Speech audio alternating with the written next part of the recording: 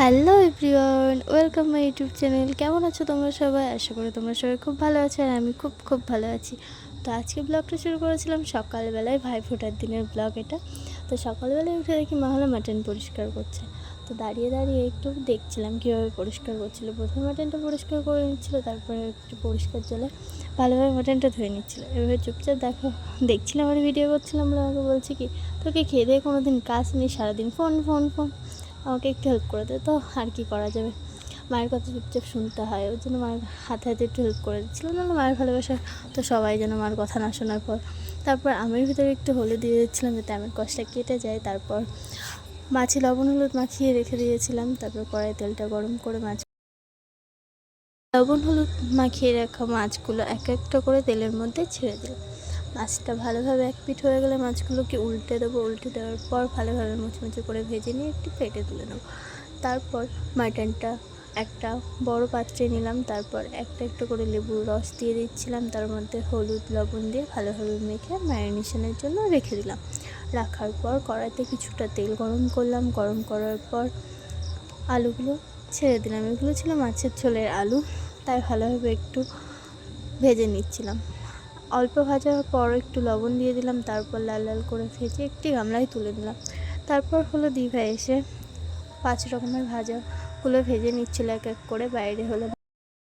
এদিকে বাইরে বিরিয়ানি তোড়জোড় শুরু হয়েছিল। ছোটো মামা এবং বড় মামি মিলে বিরিয়ানি বানাচ্ছিল। তারপর ঘরে গিয়ে দিভাই হলো ফোঁটা দেওয়া শুরু করলো। প্রথমে আমার দাভাইকে ফোঁটা দিচ্ছিল, দইয়ের ফোঁটা, তারপর চন্দনের ফোঁটা এবং অবশেষে কালির ফোঁটা দিয়ে ভালোভাবে ভাই ফোঁটা দিচ্ছিলো।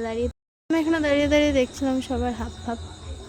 তো চলো তোমরাও দেখো একটু এদের হাব ভাবগুলো।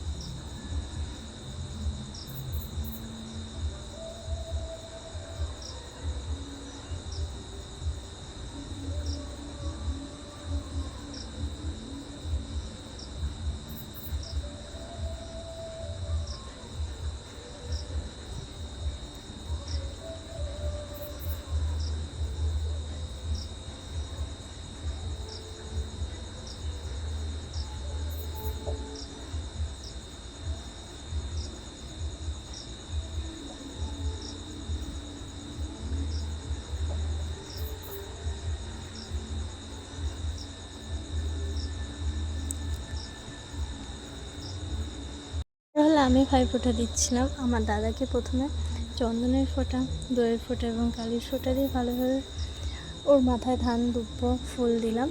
তারপর ওকে একটু মিষ্টি খাওয়ালাম। মিষ্টি খাওয়ানোর পর জল খাওয়ালাম। তারপর প্রদীপের তাপ ওর গায়ে দিলাম। তারপর দিচ্ছিলাম হলো ছোটো মামার ছেলেকে ভাইফোঁটা। তো ওর পরে এক এক করে সবাইকে ভাইফোঁটা দিয়ে দিচ্ছিলাম।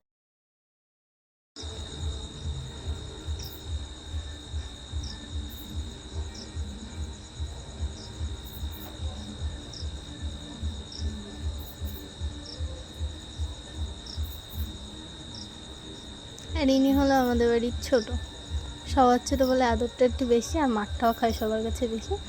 তো আজকে হলো ভাইফোঁটার দিনে ওর মাথার ফোঁটাগুলো একটু বড় বড় হয়েছিল আর হাত পা ছুটছিলো। কারণ একটাই যে আমি বলছিলাম ভাইয়ের কপালে দিলাম ফোঁটা, জমদুয়ারে পড়লো কাটা, কাটা যেন না নড়ে, আমার ভাই যেন কারো কোনো মেয়ের পাল্লায় না পড়ে, ওর জন্য হাত ছোড়াছুড়ি করছিলো। তারপর হলো আমার মা হলো বড় মামাকে ভাইফোঁটা দিয়ে দিচ্ছিলো।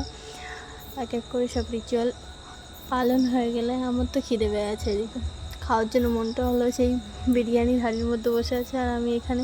তো ভিডিও করা কমপ্লিট হয়ে গেলে আমি বসে গেলাম খেতে। তো খেতে লেগে তোমরা আমার ভিডিওটাকে লাইক কমেন্ট শেয়ার করে দিও। টাটা।